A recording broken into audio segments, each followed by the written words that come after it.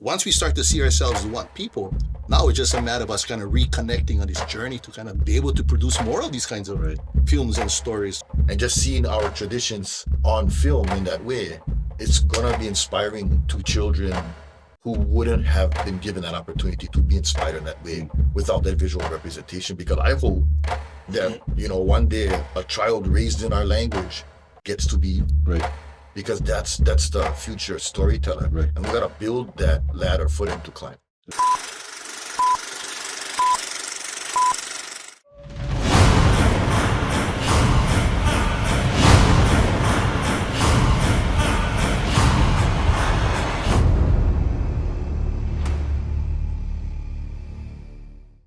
Welina mai.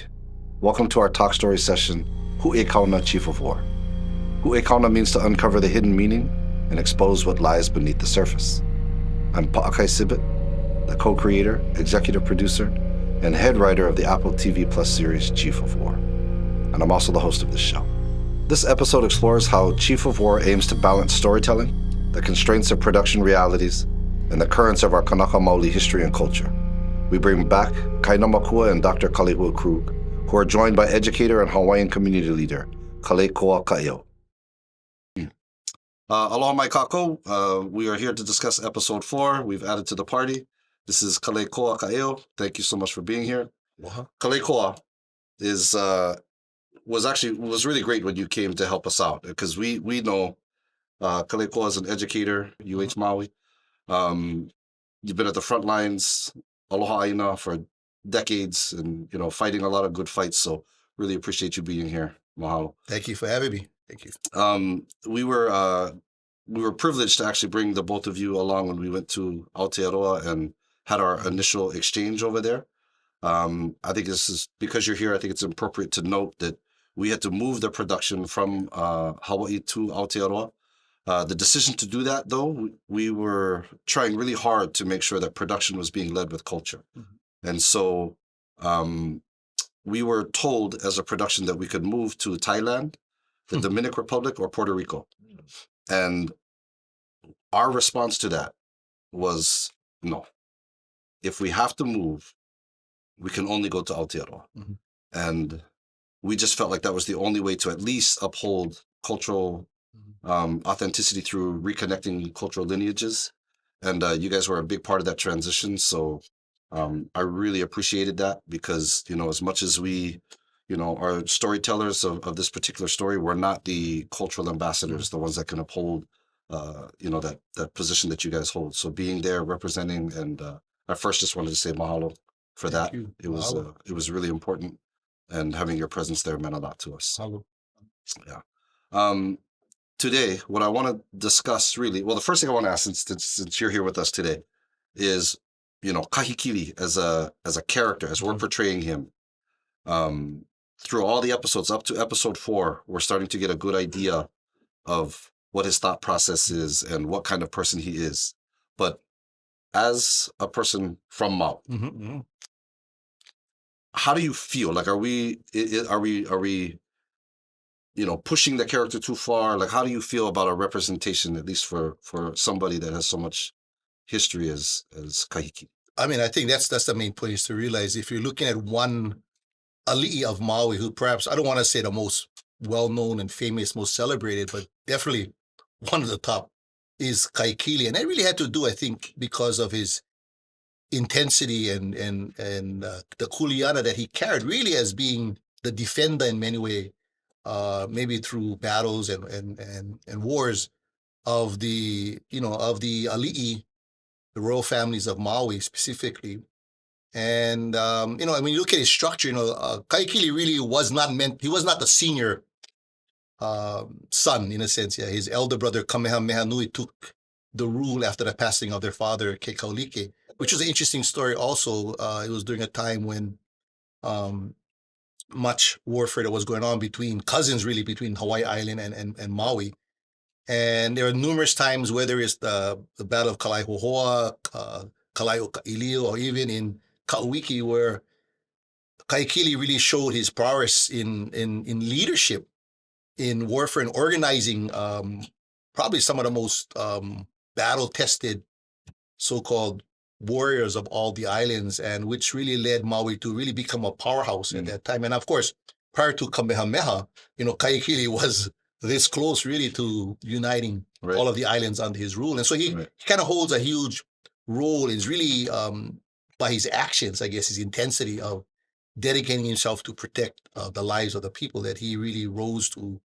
I think that kind of respect, which is why when his brother passed away, Kamehameha Nui, instead of where traditionally the title or the rulership would generally pass to the eldest male or the highest ranking male, instead did not come through that line, but instead went down through Kahekili, who was a younger sibling, which is not the usual. So it already shows you that he has unusual qualities, perhaps leadership qualities, which and it's through our storytelling we know how he was able to not just to manage the amount of so-called warriors, but also whether it's the planning, the strategies that were involved, the different types of warfare that was used, and this is why he became such a famous warrior, and not just a famous warrior, but I think someone that was highly respected, maybe kind of feared in a Machiavellian way, but in a very, very strong personality. So, of course, with his tattooing of half of his body, kind of showcases his dedication not just to his ancestral god and genealogy, but also the fact that kind of warrior spirit that he was able to portray, not just by words, but action himself, I think. So he's a man of action. So I think that's the best way to understand Kahekili. Yeah. And just for any of us, the reaction to have, Temuera Morrison play this character, there never really was a question for us, because he represents, throughout the Pacific, a certain standard of acting. How do you guys think? If you think about any modern so-called Polynesian actors, and that's the thing I think we have to understand. 99.9% genetically, we are really all the same people. We all come from the same ancestral line, same genealogical lines. And so in many ways, having a Maori play someone like Kahekili, especially someone like Temuera, I think is a very good personality because of the intensity. He's already proven and shown in his artwork. And I think that's the, I'm very, very appreciative, in fact, that he also was able to join in and bring that to life as I don't think, as perhaps one of those more, I don't know if senior actors, but one of those actors helped to establish that pathway, I think, which is really going to open up for future generations of actors to really kind of understand, especially Pacific peoples, that kind of intensity. And I think is the perfect person that was cast for the role of Kahekili. Yeah. I just wanted to also point out that one of the things that sometimes slips our recognition is just the lines of delineation between thinking of like Samoans and Tongans and Maori and Tahitians as that much more different than us. And because ultimately, if we have this pool of folks that are our ohana, even recognizably in our own chants, the Hawaiian thing to do, based off of just this concept of like mayau, because Hawaiian seems to be the pinnacle of mayau, of excellence, that we're looking for excellence, and Temuera is excellent. He is the standard. Yeah, I think that's a good word. He is the standard. That's the way to put it there. Yeah. Yeah, no, he was and he was very respectful about how to do this too. I mean, he didn't want to move forward unless he knew that he was supported. And so, we had to ensure that, as a production. One thing that is great about having somebody seasoned like him as well, when you're on set with him, and if you're acting in a scene with him, he elevates everybody's out. Yes, yeah. And that's something that we understood with some of our senior actors, is that they will help enable, people who are coming in for the first time, or people who have only been background to somebody else's story, allows them the space and the opportunity to elevate yourself. Because when you are in a scene with them, you have no choice. Like, it just happens, And that's why the relationship between, Temuera's character, King Kahekili, and his son, Kalani Kupule, played by Brandon Finn, is it actually makes Brandon a very good actor. Yeah. Like Yeah. the fact that they are, sharing the same space, and Brandon being, someone who was, very prepared. Like he prepared himself constantly, but it really just elevated him, and that's what we're hoping that this show can continue to do. Of course, in front of the camera, it's very important that people can fulfill their role as actors, but we know as a byproduct of this, if we're pulling in local talent, nurturing local talent, the more exposure they get to be with these people, then the better that the quality of their acting will be. And I think that I just think the modeling, the fact that you said, just being in the presence of someone that's so trained and so acknowledged as being such a well-known so-called actor, exactly. I think that energy so for those who maybe have never acted before, to see that kind of intensity, to see that person put on that mask in a sense, you realize, oh, this is something that, we can do also. Perhaps we've never been, trained in the same way, but I think it just opens up that door that it's all right in many ways to be intense, to be emotional, to showcase those kinds of feelings, perhaps that maybe unnatural for those of us who are not so-called actors or participate in the realm. So I think just that model, and that's how as we as Polynesians learn in many ways, just being around watching, and you watch, you learn, and you follow, and you see if they can, we can. And so I think, I think just the fact that he lent himself to us in many ways to tell our story, which is our story as a greater whole, really showcases, I think for me, just the potential that's out there.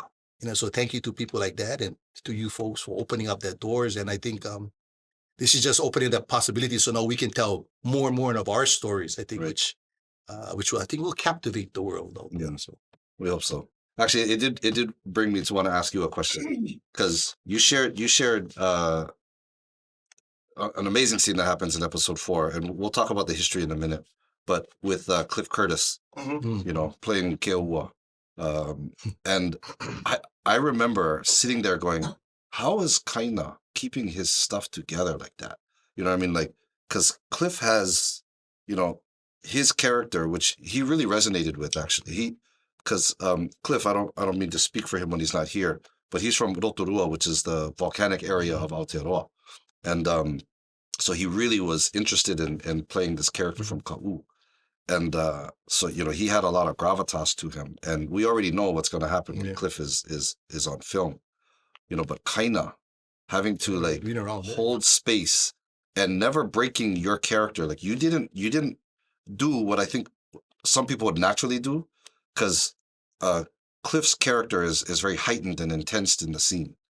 And, he's very aggravated and he feels like he's being cheated. And with that type of energy, you almost can't help but try to match it. And then, but that would have caused the kind of conflict that we didn't need in the scene, because he's basically the tension of that scene rises with him challenging Kamehameha, right? And saying, you know what, Keoua was an accomplished warrior too. So he's just like, let's spare all of our men. We'll just take care of this now, you and me. And I remember watching that scene and watching you and thinking, man, like, how are you holding that? Like, you weren't letting yourself get to the point. Because if you'd had, which would be some people's natural instinct, then the audience would be like, well, why didn't they fight? You know what I mean? Like, they should have fought right there. You know what I mean? Like, they should have done it. But so I've never asked you this, but I was curious. What was that scene like for you? Like, well, I'm going to speak a little bit first on Temuera. Yeah. I think what you touch on modeling, people like us, us guys, what we don't see much of nowadays is modeling, male models that we can follow. Somebody that could be there for us, that we can look up to and say, yeah, I like to be like that. Our keiki nowadays, no more much of that. And so watching Temuera, Cliff Curtis, off camera, the work ethic, crazy. Turn on the camera, it's a different animal. And I think, like you said, the modeling was something I really gravitate to. And so I kind of took that subconsciously took that as notes and tried my best to emulate and be that opposite energy in scenes like that of that one scene with Cliff Curtis. Yeah. Yeah, Cliff Curtis. Yeah, he is a menace when the camera turns on. He's a real deal, man. Yeah, he is. Yeah. And so being able to mold my way around him in order for the scene to be what it is was, I think, honestly, comes naturally for us guys, in my opinion. And I've said this a couple of times where if you gave Hawaii a chance, because growing up, we all act. We all played house. We all was the little kid that wanted to be the guy. We all go through regular emotions, and tapping into the correct or the emotion for that line is really what I found easy. And Cliff made that even easier in the scene. Yeah. How I never get out of character, it's like a challenge. I like being challenged. I like competition. But I also know when to step back and be like, oh, it's not your turn. Take it easy. Relax. Everything will be all right. And I remember off camera, Cliff and I would talk story. And for every time we shot something, we wouldn't rehearse, but we would look back and kind of assess. Maybe we can make them better. How? And I think that's the cool thing about Cliff and Temuera. They're always willing to give some guidance. Yeah. And that was super impressive. Oh, that's awesome, man. I mean, you said just the fact that, we all grow up with these, maybe just people don't always acknowledge or like really pay attention to, how they're feeling or how they're justified in feeling. But yeah, look, man, it came natural to you. It doesn't come natural to everybody. I mean, I can sit here and write these stories. I cannot act at all. Like, I've tried, I really don't know what to do. As soon as, I lose sense of what is natural, they said, just be natural. All of a sudden, I'm like, wait, is this what I normally, how do I normally do that? Yeah, the robot. But I suppose I think that's the part for me that really impressed me when I first walked on the scene. Even with Jason, I was saying, because I'm going Jay in. Yeah. I was surprised at how knowledgeable he was and how he was controlling the directorship and all that kind of stuff. And that really impressed me because you don't usually see men, Hawaiian men, and meeting you for the first time and watching Calvin and Kaokahi all participating directly. You just saw there's a lot of good talent out there. And I remember, again, going with Jason, I remember thinking, well, how come we're not doing more? I mean, you kind of realize, he's just not just this simple actor out there. Yeah. This studly, pretty face running around. He actually has some real deep knowledge and stuff. So for me, I really saw that deep potential. And I think that's the thing about modeling. So I never realized that until I saw that, experienced that. Hey, we can do these kinds of things, and we can do it pretty well. Yeah. So I was very, very impressed. And even Cliff Curtis, I mean, I was like the most humblest, nicest guy, but off camera. He's a real, he's in character. Yeah. I mean, this is really in character. And so, again, these are the kinds of things you learn and you watch and wow. Yeah. Hey, this is pretty cool. These are the kinds of things we can do more of in the future. I love that you brought that up because, to be honest, I truly believe that film is the next great avenue for Hawaiian people. Yeah. I really believe that. Storytelling is natural for us. Acting for some, natural. But to build story, to talk story, this is part of who we are. We tell our stories through dance, through chants, through music, and it's very much a part of who we are. And I think we just haven't really understood that there's a value to us in that industry. We've historically come from people who have been told that our voice has no value. But when you utilize it in the right way, learn the language of production, learn, the structures that are in place. If you learn those things, then you'll find that our voice has tremendous value because it's uniquely different, right? It's what sets us apart. And that was at the core of it. That's really what the show is all about, is just finding our voice in the way we tell our stories. Yeah. I remember when we were down in Kalapana, because, it would be a mistake not to mention Moses too, we were in the van going back to the hotel and just listening to, all what a local Hawaiian actor, because he's our best, on island, and just the progression that he moves through, the way that he talks about the craft, and just the intensity. Yeah. And it was powerful to hear because that's a life I don't live. Right. and to be able to understand the climb. Mhm. And I know someone like Jason, you guys, you're all climbing to get there Mhm. so that we have representation in these spaces that we're not represented well in. And just listening to that story, because being able to watch the show and see his character, it's like, yeah, I mean, it's possible for us to be there. Yeah. And Moses is one of those guys that is climbing that ladder on, in Hawaii in that way. No, you're right. And I think the difference is if we don't tell our stories, we can't expect other people to jump in and do it. And when they try, like I remember being asked, like there'll be a movie about Hawaii that comes out and people ask me what I thought. And, at first there are times you'd be like, it was so bad. Like it didn't represent well. But the truth is usually the storyteller loves Hawaii. They respect Hawaii. They just don't know how to position themselves to tell that story. And so I actually stopped being offended or upset and just realized that they have a love and a respect for Hawaii. So they're trying to share it, but it comes across a lot stronger if we do it. Yep. And that's what I'm hoping, just how you say, like, we're modeling it, showing people what they can do, because I really, truly believe the best storytellers to tell this type of story are coming, Yeah. I don't place myself in the position to think, I'm the guy. Like, And us as educators, I think our educators. involvement is Yeah. because we see that generation and we know they need you right now. They gotta be able to see themselves and the potentials and the possibilities for them to get to that space. And just seeing our traditions on film in that way, it's gonna be inspiring to children who wouldn't have been given that opportunity to be inspired in that way without that visual representation. Because I hope that one day a child raised in our language gets to be you, right. because that's the future storyteller, Right. and we got to build that ladder for them to climb. Yeah. Yeah, I could touch on this, but I was talking with one good friend. He actually gave one speech one time, and we was sitting in, but Nick Tilson, he was talking about Strong, bro. of NDN. He was talking about how we gotta create new ceremony for this time. Mm.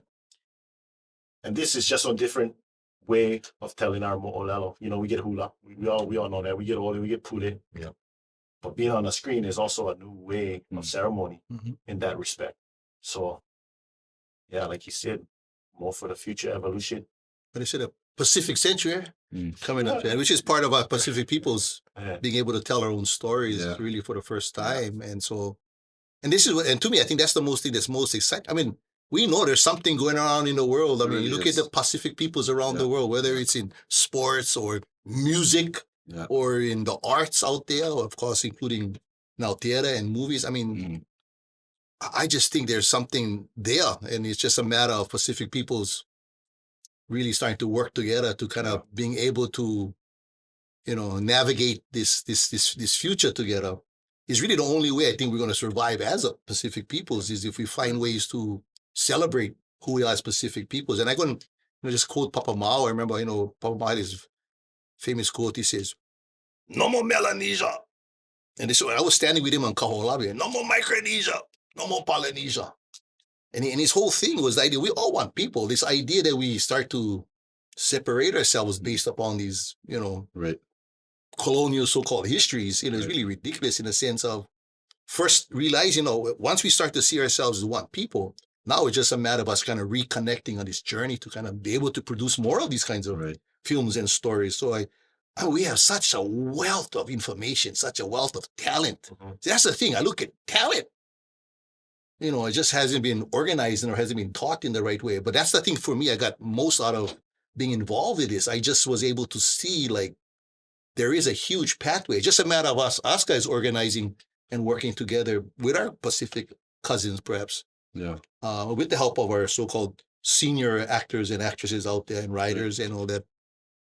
The coming generation. I mean, I just like Kalehua. I mean, that day will come. I'm a big believer that day will come. We'll have a child who's been raised in their own cultural knowledges and language, will become the so-called writer to produce those kind of movies, to tell the stories like Iake Kapoli o Pele and Kamakamahi'a and Kamapoa and other stories that we still have yet to tell. Yeah.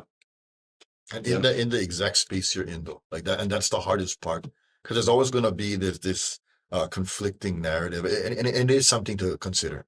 It is definitely something to contemplate about our stories and how to present them at the national, international level in Hollywood, with all the commodification and all the adjustments that money's going to control. It is a conversation to have. Right.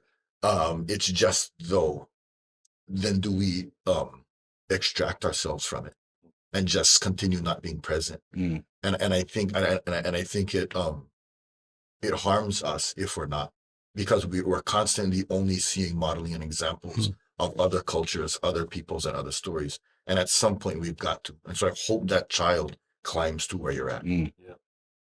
Yeah, I mean, this is why it's good to have the dialogue, because the truth is there is absolutely a wrong way to tell our stories. 100%. You know what I mean? And I'm not even saying that we've nailed the right way. I'm just saying that, we're moving in a way to where we can start to have these conversations. I actually appreciate that we can start talking about whether or not the history was correct, whether we can start talking about, are these traditions correct that we're putting on film? Like, the fact that we can have that conversation is big. It's a big deal. Yeah. Because I do know, and I will acknowledge that the faults in the story or the faults in the history lie on me. They don't lie on other people. People are trusting that I know that what I'm presenting is rooted in something real. And so the kuleana that I took on was, for example, if we're going to show, the shark sequence in episode 1, if we're going to show something like that, the first response is, oh, that's just Hollywood. You know what I mean? And I can say, well, yeah, cinematically, we probably added some things to it and whatever. But the truth is there are firsthand accounts of people talking about Hawaiians riding sharks the way cowboys ride horses.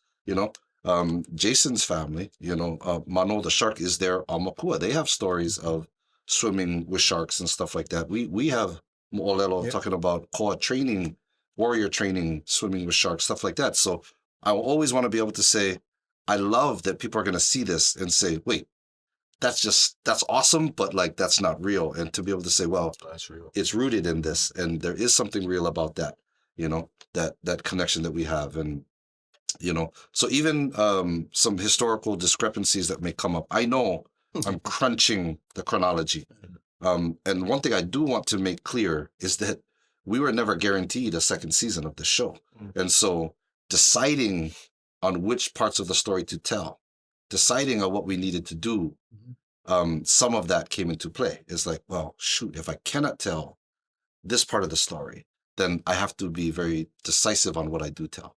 And I will admit, one thing that happens in episode 4 that I was running away from was the death of Kalani. There was a whole version of the show where he was never included in the story. And it was because of the reverence and, the protocol that happened at his death that I knew I wasn't equipped to tell all that and to try to find a respectable way to wrap it up. And when the decision came, like, we really needed that catalyst for Kamehameha's character. We really needed it for Keo'ua's character so that audiences could really see where these characters stand and what is really at risk and what the conflict between these characters are. I just committed, okay, well, I gotta tell it, but I gotta find a way to do it that is respectable, but not, too much, right? Like, enough. And that's when we asked Branscombe Richmond to come in and, to do what he did. Was very grateful, but it was so important to have that character present, but at the same time needing to find the balance that it's not pulling away from, Kamehameha's positioning, Keo'ua's frustration, because it's really about the conflict between those two characters. And so, it's about finding the balance between those. That in episode 4 is the Naha stone scene, right? And everybody knows about Kamehameha and the Naha stone. And I was trying to figure out, how do we discuss it, highlight it without actually having to show it? Because it was just going to be a lot. It wasn't the right timing for the character and whatnot. So we have this moment where they discuss the Naha stone, but because we didn't show it, I wanted to just kind of talk about it real quick. Like, what was the significance of the Naha stone? Or what is the story? What is the story of Kamehameha and the Naha stone? I mean, in the kind of simplistic sense, I guess, there's the legendary story was put out there that whoever, of course, would be able to lift up this supposed very, very large or last stone would reveal to everyone that that person was, in a sense, was the one who was meant to come to lead and perhaps even unite all the islands. And, as the story goes, of course, Kamehameha is said to have been able to harness enough power and strength, and with his mana, his spiritual power and force, he's able to raise that stone. And so, in a sense, fulfilling, very much like, I guess, the King Arthur kind of story of, Right. Pulling out the Excalibur out of the rock, and that Yeah. signifies, who he is and stuff. Right. And so many ways in that kind of storytelling, it just signifies it's not just a physical strength, but really that spiritual mana that Kamehameha already had possessed through his genealogy. He would become the one to unite all of the islands in that kind of prophetic sense. Yeah. Yeah, I love that connection to that Arthurian literature, right? That story that actually lies in mythos and legend is real in Hawaii. Yeah. You know what I mean? Like we actually have a real Mhm. story that matches that. Kaina, I never asked you this, but because we had to shoot that scene, I was a little nervous, to be honest, what your reaction was going to be, because I wrote the scene as Kamehameha being like playing on his reluctance as we're finding the character and him starting to work in his mind, like, Kamehameha needs to earn his position as a leader, right? And writing this scene where Kamehameha goes to the Naha stone and him actually having this thought, like, did I do it on my own strength? Was this something that was just in the moment or whatever? Like, I never did ask you. I was wondering what you thought as a Kanaka who knows this story, reading this and knowing that you're gonna have to deliver these lines. Did it rub you wrong? Did it make you feel a little weird to have to state a perspective of Kamehameha that, we wouldn't know if he ever really felt that way? But how did the scene feel for you? I can relate a little bit. Maybe not the same type of stone, but lifting one, being able to lift pohaku at that capacity, anything heavier than 300 pounds is pretty crazy. Yeah. But taking it from the ground and put it on your shoulder, standing it up. So I could kind of relate because you feel you really feel the weight. If you're able to lift it, you really feel the weight. But even before you lift it, and I'm just talking about the pohaku, there's a doubt. I remember they used to have ahakane, and there was this hapai pohaku competition. And the first time I tried, I was just out of high school, and I got the pohaku to my chest, but I couldn't get them on my shoulder. My bottom hand slipped, but nobody was able to carry them. I think that First year, yeah. And then the second, but that signifies the start of Makahiki games, at least for this particular aha that we had. Only for Kane, 800 something people. Yeah. Kane really know. And the second time around, they did it 3 times. Was held in WCC, Windward. And because I knew, at least in the back of my mind, I couldn't lift from the first time. You get that feeling of doubt. But you build this relationship. I would build a relationship with the pohaku. And then I would lift them this time around. So I basically went try my best to tap into that feeling in the scene. Because like we mentioned earlier, leadership is tough. Yeah. Because I know that feeling. You can get ridiculed, like I said, no matter what. Yeah. Good, bad, crooked, whatever. And so I just tried to tap into those emotions, and was real emotions. I feel like I run parallel lines with what he had to do in hapai pohaku, being one leader, getting ridiculed even after he holla. And so I took on all those nuances of emotions. Yeah. and made the scene, for lack of a better word, easier. Well, and I will say, so even the creation of that scene came from something I read. So like when, again, it's trying to figure out what is the personality behind these characters. Like somebody said in the account that it was as if the earth shook, and that he was, they're looking at it as he caused this earthquake to happen and it allowed him to turn it.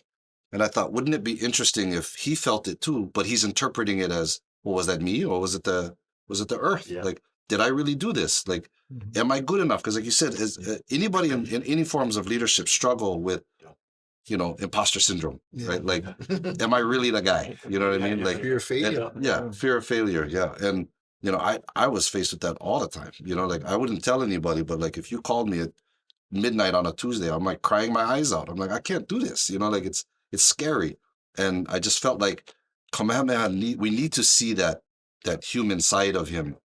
And so the scene was really meant for us to really get to know Kamehameha's character, and also is the opening for Ka'ahumanu to start to fill this void, to step into a position to where she's going to be seen more as just another wife or somebody else. She's someone who thinks a little outside the box and gives him the confidence to start to, step into the role that he needs to step into, which really does lead us to the end of the episode, where she's basically given you the permission to start to analyze, well, if I haven't heard Kamehameha, if Ku Ka'ilimoku hasn't spoken to him yet, then maybe he can choose. It's giving him permission to say, well, then what do I think is best in this situation? And so that conversation is that payoff for that scene, that, Kamehameha is able to say, you know what, if Ku isn't speaking to me right now, then it's my choice on what we do. Yeah. But I think all of that, just to kind of add to that, I think, what a metaphor. I mean, the whole idea of, a true leader leads, especially the time when, someone has to put themselves on the line, and that's basically what a real leader will do, is to do those kinds of things that, even, again, questioning of doubt, but in what is going to overcome that is understanding that there is a certain responsibility that needs to be done sometimes. And so, you're going to do whatever is necessary.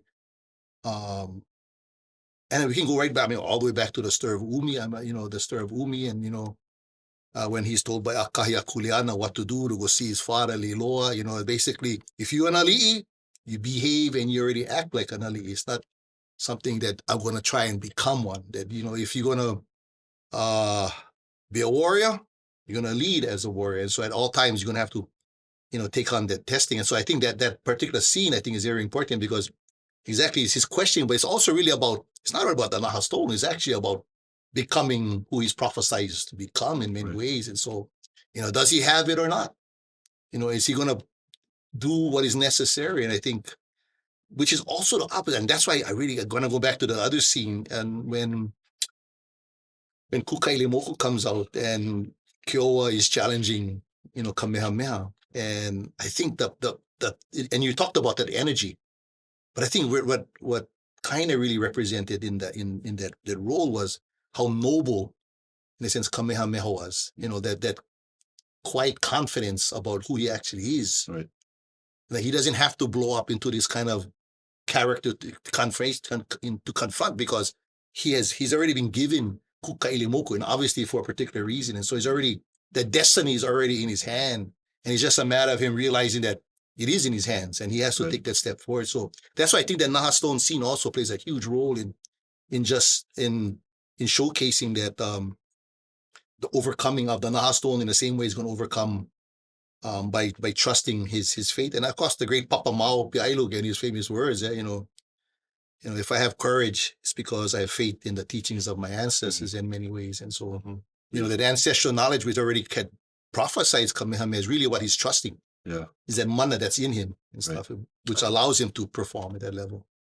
And it's there to dispel the idea that our people are just these overly simplistic, non-complex people who just waiting for the gods. Right. It's like there's always like even in the stories about gods, there's always this tug and pull of ideation. There's always contemplation. And you can have frustration with the gods. You can argue with them. You can shut them on and say, "Done. I'm gonna do this. I don't care." And that's real. I mean, that's comes from us. Right.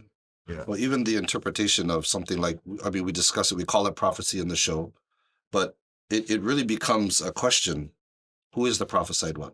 You know, is it the man that makes it happen? Is it the one that there were signs, you know, at his birth? But then if that is the case, then what if you don't like step into that role? Like, how many times was the prophesied one presented and they never stepped into the role? So it becomes the question of what is it? You know, what is that? And I think that's what this episode is really starting to show us, is like there's competing interests for the prophesied one. You know what I mean? And even like the idea of prophecy, in a so-called Holy World sense, I think in Hawaii, that's why the word Wānana in Hawaiian. Yeah. You know, like the puli Wānana in Hawaiian, that you can actually, I mean, today I think they call it manifesting and manifestation. And prophecy is in something like, oh, here's a prophecy and it's just going to be fulfilled. But almost in a sense like that, by your words and actions and by your duties and I mean, it's like the puli Wānana, Kamahualele, you know, prophesizing the Moikea would become eventually the ruler of Kauai. This is spoken before they actually arrive in Hawaii at that point. So, but it's a prayer. And so I think what it tells you in Hawaiian sense, that when we look at prophecy, it's not just a simple kind of like, you know, these events just happen and I just going to just kind of go along and this is what's happening. But it's also that very strong sense that you commit to it, and by that itself, you manifest what you pray for. Yeah. What I thought Cliff did that was brilliant is that because I actually in that scene I thought he was worried, like there was fear that the anger that he was employing and the intensity looked like he saw his demise. You know, so real fear. Yeah. Because now the gods are with Kamehameha, and he wants the gods, and because that's psychologically, it's right. It's everything. It's more supportive, to fulfill that universal. And the way he played the role, being so noble about it. So that was a part I thought that was kind of just like, you didn't need to fight. You know, never need. I've got the mana was there. Yeah. Can I actually tell you a story about that scene, which was great? That was one of the scenes that we had to shoot in Aotearoa, and you know, this was one of the reasons that, like, when it came down to, when we told production we have to go there, that's the only place we can go if not Hawaii, is that scene is all in Hawaiian. The director didn't speak Hawaiian. The actors don't speak Hawaiian. You know, I don't even claim to speak Hawaiian, and I'm the closest thing to it on the producing side. Yeah. And so we have this scene that's all in Hawaiian, and we're not in Hawaii. Yeah. So Cliff, at one point in the scene, he's noticing that the crew, all the other background guys, you know, holding kahilis, the other chiefs, they don't know what's going on. Like, realistically, and he caught that. And he said, hold on. So we stopped filming, and he talked to everybody in the room. And he said, this scene is extremely important. This scene, for the people of Hawaii, is telling this part of the story. He's explaining everything that's going on with the death of Kalani. Like, he's really getting into it. And he starts to, like, demand the energy in the room change, because we need to represent this part of the story correctly. And even though, like, he started to interact with them the best way they knew how, and he led them in a haka with, you know, all the Hawaiian regalia on this set that was built to represent Ka'u. He led them in a haka, and it was the only way that they could connect to the characters of the scene and all of that. And whereas I don't know if anybody else would have seen that as an issue, but I saw that as a very empowering moment. And after he did that, the room changed. Everybody was locked in. Everybody understood what the assignment was, and everybody was in it from that point on. And it took somebody like Cliff with his experience and his respect for what we are trying to do, you know, and as you guys said, tapping into our lineage connection, you know, that was one of those moments I turned around to production. I said, that's why we're here. That's why. if we cannot be in Hawaii, this is the only place that we can Yeah. do this. Yeah. You know, because that's all they need. They don't need to be told how to act like a warrior. They don't need to talk about how to connect with ancestors. They don't need to be told that. They just need to understand the context of what we're trying to do. And so that scene was one of those that was, for me, watching that on the production side. Of course, the scene turned out beautiful on screen, but behind the scenes, that was one of those moments I was like, this is real. Like what we are tapping into is real. And so that scene in episode And that goes 4, back to what is acting at that point too. You see in the Right. sense where sometimes when that energy comes out, that mana comes out from within yeah, who you are. right. You know what else he did? So in that scene, he knocks the tooth out. Yeah. And, we know that as a symbol of mourning, right? And he knocks out his tooth. When they gave him the original one, was rubber. And I see him in the back. He goes, I can't use that. And they're like, why? He goes, it doesn't hit. It's flimsy.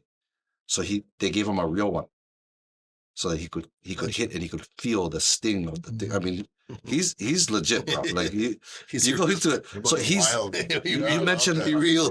you mentioned off camera, Cliff's. He's so humble. Yeah. He's a wonderful man. But when he was in costume, I never told Jason this, but when he's in costume, his brain is moving towards that character. And I would quick switch.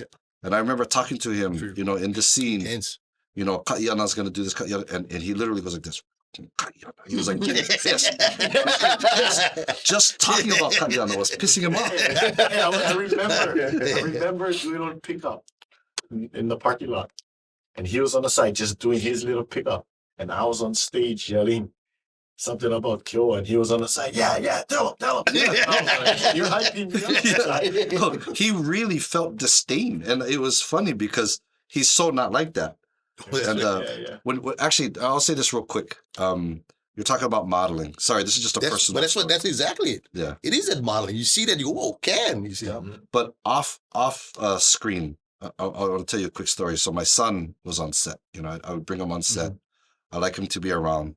And one day we were talking with Cliff, and my son had seen him acting or whatever, but we're talking, and Cliff is so loving and so accommodating. And my son asked me in front of him, he said, Dad, why did you make Cliff a bad guy?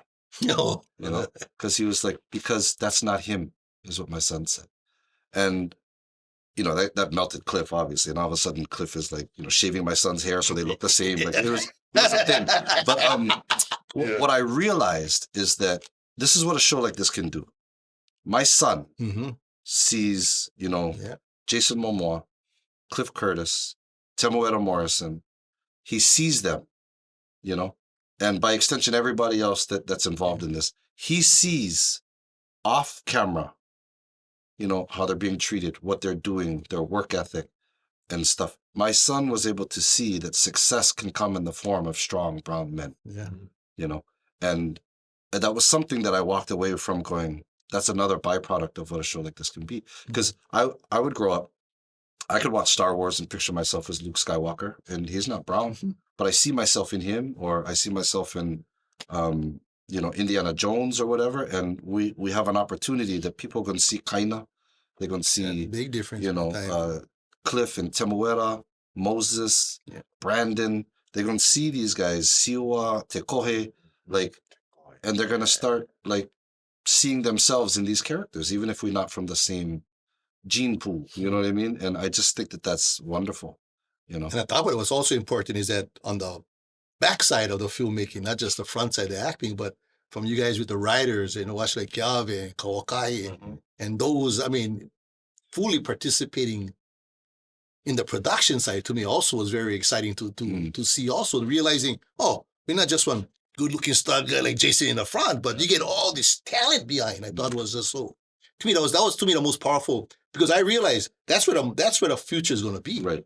He's actually in all those roles and stuff. So yeah. So I'm very, very appreciative, and I think just going back to the thing about modeling again, and that's the point. It's not just the actor perhaps, but also seeing behind the scenes that kind of stuff that's needed. Whether it's we had camera work people, writers, stunt people. All those kinds of roles that you could watch and see, and again model.